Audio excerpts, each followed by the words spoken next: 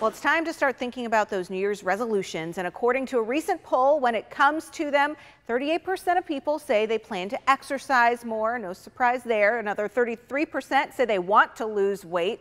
How they do it is the question. 32% want to eat healthier. Reports show 80% of us, though, will fall short by February. So here to try to help keep us on track, especially with those health resolutions, board certified sports chiropractic physician, Dr. David Rudnick. Thank you for being here. Hi, good morning. Thank you for having me. So first of all, we want to talk about kind of some of the noise that's out there, different types of gimmicks that can kind of derail people from those resolutions. Yeah, the internet's a great thing, but there's a lot of things that can derail people. Bad advice, advice that doesn't necessarily fit that person's goal. Everyone's an individual. What works for some people may not work for another, and that can cause failures, which causes frustrations, which can cause you to be one of the 90% that don't meet their resolutions by the end of the year. Right. So what are some of the things that we really want to do in order to keep those resolutions? So I think making small goals within that resolution. Resolutions are actually a complete lifestyle change, things that are going to be permanent.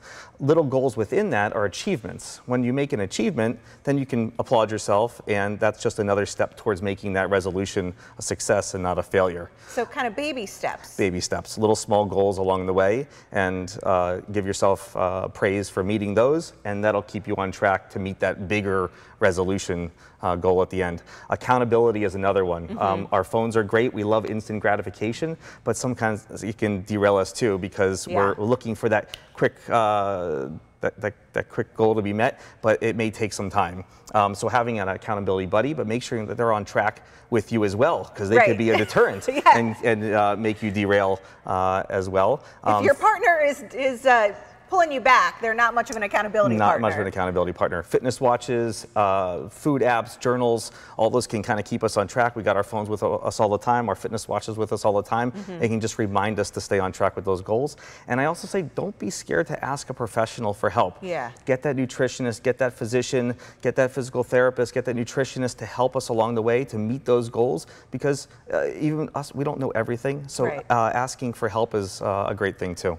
And speaking of asking for help, you've got a couple of exercises that you're going to kind of help demonstrate for us here that can maintain some of these goals. We're unfortunately a very sedentary society. I don't think we move enough. Obesity is a huge epidemic. So just for the beginner that's looking to maybe move more as their resolution, just some easy things that we can do. Very functional things. These are movements that we do throughout our day that can be helpful. So we're going to have our assistant right here do a very simple split squat. So we're going to go one leg out in front of the other, bending down, and we do this movement all day long, picking up things, bending and picking up things, moving through the hips and not necessarily using the low back. Another one, if we can find our kettlebell, is a deadlift with a kettlebell hinging from the hips, keeping the back nice and straight. How many times do we do this? Kids, groceries, laundry, moving through the hips, getting out of that seated posture.